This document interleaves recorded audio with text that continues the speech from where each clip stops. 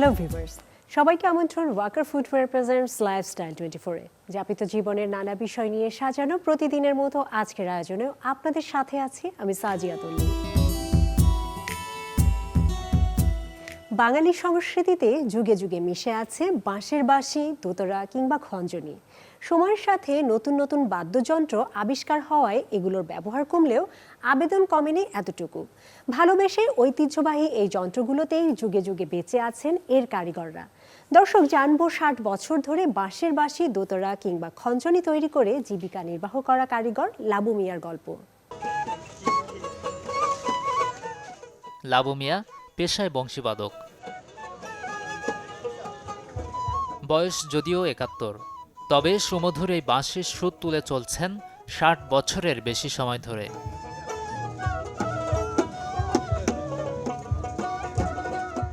গ্রামীণ মেলায় খুঁজে পাওয়া বাঁশের বাঁশি এক সময়কার ঐতিহ্য এখন বিলুপ্তির পথে। পুরনো ঐতিহ্যকেই যেন লাবু মিয়া আঁকড়ে ধরে আছেন যুগের পর যুগ। এটা আমার পৈতৃক ব্যবসা। আমার হাতে 60 বছর, আমার বাবা তারও আগে আরও 60 বছর, তাহলে ধরেন 100 বছর এটা কিন্তু ইতিহাস হয়ে গেছে। এই বাঁশিটাকে কোনো এক সময় রাখালিয়া বাঁশি বলতো, এখন কিন্তু আর রাখালিয়া বাঁশি না। শহরের রাস্তায় পাখি বাঁশি, মিনি বাঁশি, ডুগডুগি অথবা একতারা, দোতারা, বিন। হঠাৎ গ্রামীণ এই ঐতিহ্য দেখে শৈশবে হারিয়ে যান কেউ কেউ। চলে আসছি, বাচ্চাকে দেখালাম, ওদেরকে আগ্রহ দিচ্ছি। এরকম যদি বিভিন্ন মেলায় যদি এগুলো বেশি বেশি করে, বিভিন্ন গান বাজনা, বিভিন্ন অনুষ্ঠান করে, বিনোদন অনুষ্ঠানে এগুলো থাকে, তাহলে আমাদের পুরাতন সাংস্কৃতিকগুলো আরও ফেরত আসবে।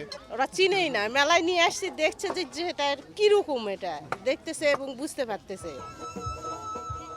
তবে যিনি এই পেশা আঁকড়ে ধরে আছেন, ভালো নেই সেই শিল্পী। চিন্তা ঐতিহ্য রক্ষার। তবে সবাই এটা বাঁশের কাজ করতে আগ্রহী না, তবে এটা যাতে না হারায় আমি সেটা তুলে ধরছি। দেশ বিদেশের অনুষ্ঠান, নাটক, সিনেমায় বাঁশি লাবু মিয়ার কদর বহুদিন থেকে। বাঁশি নিয়ে যদি আবার নতুন করে আবার কিছু কিছু করতে পারে, তাহলে আমার মনে হয় আরও হিট হবে। পরিস্থিতি যাই হোক, লাবু মিয়া তৈরি করছেন অগণিত শিষ্য, যাদের কেউ কেউ হাঁটছেন গুরুর দেখানো পথে।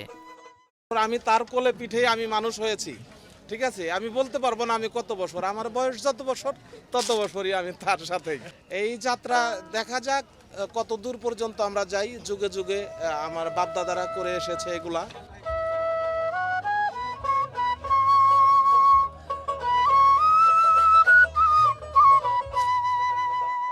বলা হয় বাঁশির সুরে নামতো পরি, তবে পরি নামানোর সেই সৌভাগ্য না হলেও সুর দিয়ে মানব মনে সুখ দুঃখের চাষাবাদ করেন লাবু মিয়া।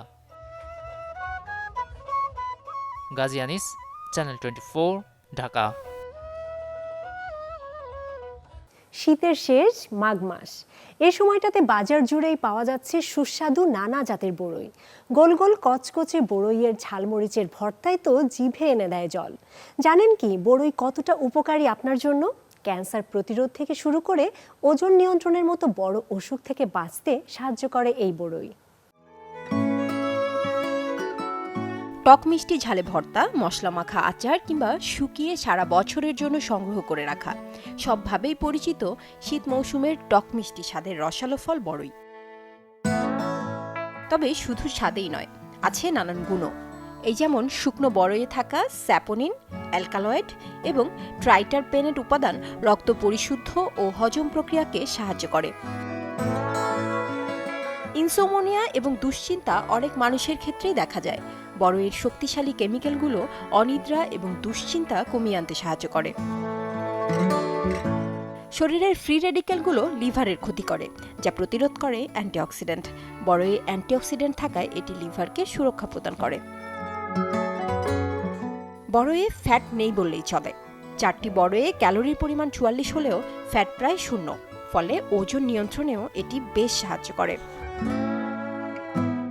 এর ফলে ক্যালসিয়াম, ফসফরাস, আয়রন সহ বেশ কিছু ভিটামিনস ও মিনারেলস রয়েছে, যা হাড় শক্ত ও মজবুত করতে সাহায্য করে। আয়রন ও ফসফরাস শরীরের রক্ত উৎপাদন এবং রক্ত সঞ্চালনের প্রক্রিয়া বৃদ্ধি করে।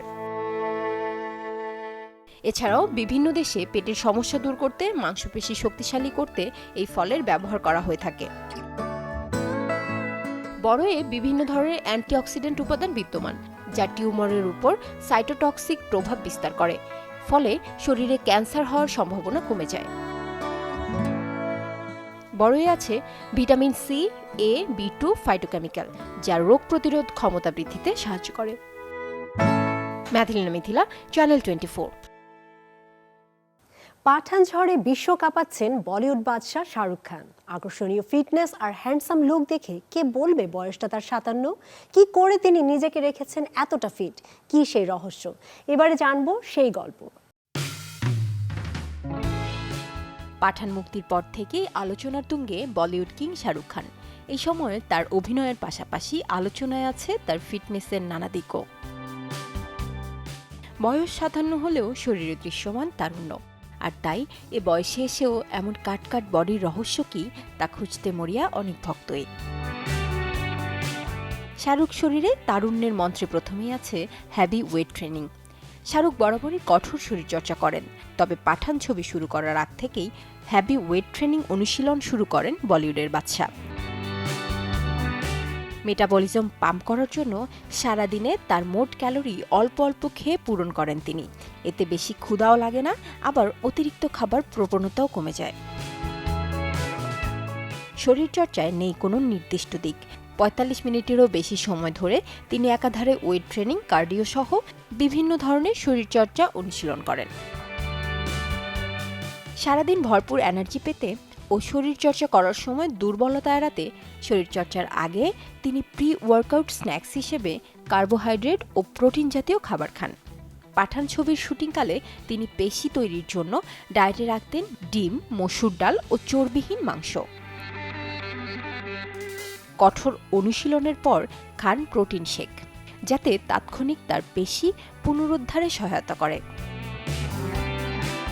শরীর ফিট রাখতে বরাবরই মিষ্টি খাবার ও চিনিযুক্ত পানীয় এড়িয়ে চলেন শাহরুখ খান, আর ম্যাক্রোনিউট্রিয়েন্ট পরিপূরক হিসেবে তাজা ফল খেতে পছন্দ করেন তিনি। এসআরকে সবসময় চেষ্টা করেন পর্যাপ্ত পানি পান করার। এছাড়া ডাবের পানি ও তাজা ফলের রস দিনে বেশ কয়েকবার পান করেন শরীরের আর্দ্রতা বজায় রাখার জন্য। ম্যাথিলিনা মিথিলা, চ্যানেল 24। ফ্যাশনের মঞ্চে এবারে ভিন্ন রকম স্টাইলে হাজির হয়ে আলোচনায় এসেছেন আমেরিকান র্যাম্পার ডোজা ক্যাট। ঝলমলে সাজ পোশাকে কি ছিল তার সেই স্টাইল, আর ফ্যাশনের মঞ্চটাই বা কেমন? চলুন দেখে আসবো তা।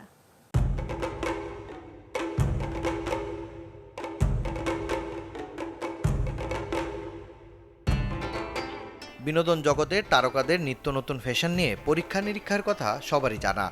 বিভিন্ন ফ্যাশন শোতে অদ্ভুত সব সাজ পোশাকে সজ্জিত হয়ে সবাইকে অবাক করে দিতে বিশেষ পারদর্শীও তারা। সম্প্রতি তারই এক নজির দেখালেন আমেরিকান র্যাম্পার ডোজা ক্যাট। পুরো নাম আমলা রত্না জান্দিলে দালামিনি, যিনি র্যাম্পার, গায়ক, গীতিকার এবং রেকর্ড প্রযোজক। পাথর বসাতে সময় লেগেছে ৪ ঘন্টা ৫৮ মিনিট। ডোজা ক্যাট অনুষ্ঠানস্থলে আসা মাত্রই সবার নজর তার দিকে চলে। Desk report, channel 24। ভিউয়ার্স, আমাদের আজকের আয়োজন এতটুকুই।